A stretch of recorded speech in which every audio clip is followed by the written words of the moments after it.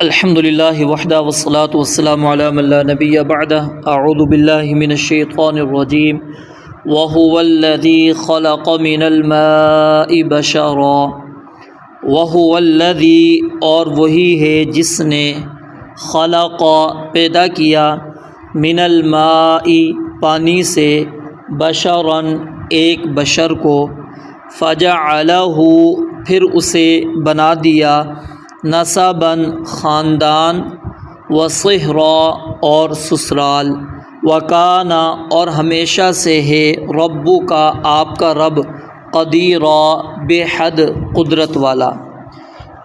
اس آیت مبارکہ کے اندر اللہ رب العالمین نے توحید کے دلائل کی 5ویں قسم کو بیان فرمایا ہے، اور اس میں اللہ تعالیٰ نے اپنی توحید، اپنی قدرت کاملہ اور انسان کے اوپر انعام، تینوں باتوں کا تذکرہ فرمایا ہے۔ پچھلی آیت کے اندر ہم نے یہ بات پڑھی تھی کہ اللہ رب العالمین نے دو پانیوں کو آپس میں ملنے سے روکے رکھا ہے۔ کھارا پانی میٹھے پانی کے ساتھ نہیں مل رہا اور میٹھا پانی کھارے پانی کے ساتھ نہیں مل رہا، اور اس آیت کے اندر اللہ رب العالمین نے یہ بات بیان فرمائی ہے کہ وہی رب جب چاہے دو پانیوں کو آپس میں ملنے نہ دے، اور جب وہ چاہے ایک پانی کے قطرے سے انسان کو بنا دے۔ یہ اللہ رب العالمین ہی کی قدرت ہے۔ انا خلقنا الانسان من نطفۃ امشاج، کہ ہم نے انسان کو ایک ملے جلے قطرے سے پیدا کیا۔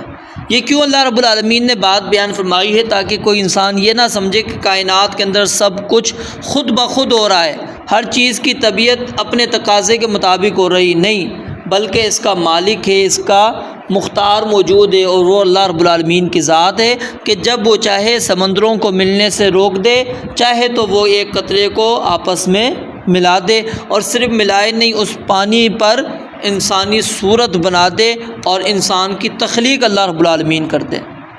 جب انسان اس دنیا کے اندر آتا ہے، اب دیکھیں نا، مزید غور اگر ہم کریں، اسی پانی کا ایک قطرہ ہے، اس کے اوپر اللہ رب العالمین نے ایک نمونہ نہیں بلکہ دو نمونے بنائے الگ الگ، اور وہ کیا ہے؟ مرد اور عورت کی صورت کے اندر۔ فجعل منہ الزوجین الذکر والانثی۔ اللہ رب العالمین جب اس دنیا کے اندر انسان کو بھیجتے ہیں تو اس کی نسبت کس کی طرف ہوتی ہے؟ اس کے باپ دادا کی طرف ہوتی ہے کہ یہ فلاں بن فلاں ہے، وہ فلاں نہ بنت فلانا ہے، ٹھیک ہے۔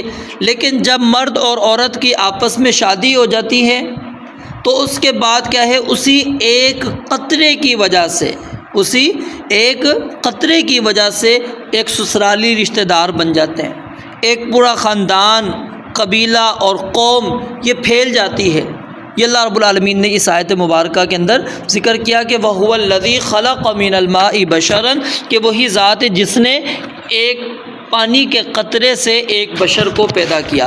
انسان کو بشر کیوں کہا جاتا ہے؟ کیونکہ لفظ البشرہ اس کا معنی کیا ہوتا ہے؟ کھال یا ظاہری جلد، کیونکہ تمام جانوروں کا جسم جو ہے بالوں سے یا پروں سے چھپا ہوا ہوتا ہے، جبکہ انسانی جلد جو ہے اس سے پاک ہوتی ہے، اس سے صاف ہوتی ہے، تو اس لیے اس کو بشر کہا جاتا ہے۔ فرمایا فجعلہ نسبا وصہرا، صرف پیدا نہیں کیا بلکہ اس کو خاندان اور سسرال والا بنا دیا۔ وکان ربک قدیرا، اور یہ سب کے سب تیرے رب کی قدرت کے کرشمے ہیں، کیونکہ تیرا رب ہمیشہ سے بے حد قدرت والا ہے۔ کوئی اور یہ نہیں کر سکتا کہ ایک پانی کے قطرے سے ایک اتنا بڑا خاندان، اتنی بڑی قوم وجود کے اندر لے کر آ جائے۔ لیکن انسان اگر پھر بھی ان دلائل پر غور نہ کرے تو انسان کو اللہ رب العالمین نے در حقیقت ان آیات کے اندر دعوت فکر دی ہے، اور اس کو فکر کرنا چاہیے، دیکھنا چاہیے، اور اللہ رب العالمین کی وحدانیت کو تسلیم کرنا چاہیے۔ رب العالمین سے دعا ہے اللہ تعالیٰ سمجھنے، عمل کرنے کی توفیق عطا فرمائے۔ وآخر دعوانا ان الحمد للہ رب العالمین۔